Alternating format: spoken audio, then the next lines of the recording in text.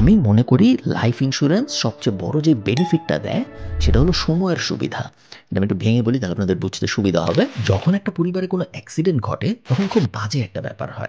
ধরুন ওই পরিবারের কর্মক্ষম ব্যক্তির সাথে যদি কোনো অ্যাক্সিডেন্ট হয় তখন সেই পরিবারের বাচ্চাদের স্কুল থেকে শুরু করে বয়স্ক বাবা-মায়ের চিকিৎসা সবকিছুতেই ইমিডিয়েটলি একটা বিপদ নেমে আসে। এই মানুষগুলার একটু সময় দরকার হয় সবকিছু আবার নতুন করে গোছানোর জন্য। এবং স্কুলের বেতন বা বাজারের খরচ এগুলো তো অপেক্ষা করে না, এগুলো ইমিডিয়েটলি লাগে। সো সময়টা পাওয়া যায় না। লাইফ ইন্স্যুরেন্স যে ব্যাপারটা করে, ওই লাইফ ইন্স্যুরেন্সে যে টাকাটা পাওয়া যায়, সেই টাকাটা এই পরিবারটাকে ২ বছর, ৫ বছর, ১০ বছরের একটা টাইম দেয় যে আপনার স্কুলের বেতন বন্ধ হয়ে যাবে না, আপনার বাজার করার সমস্যা হবে না, আপনার হসপিটালের বিল বন্ধ হয়ে যাবে না। আপনি আস্তে, আস্তে আবার আপনার লাইফ গুছান। আপনি যেন আগামী ৫ বছর চলতে পারেন বা আগামী ১০ বছর চলতে পারেন। ওই জন্য এই টাকাটা আপনি এখন ইউজ করতে পারেন। সো এভাবে কেউ দেখে না, বাট আমার মতে লাইফ ইন্স্যুরেন্সের মেইন বেনিফিটটাই এটা। এটা পরিবারটাকে সময় দেয় সবকিছু আবার গোছানোর জন্য।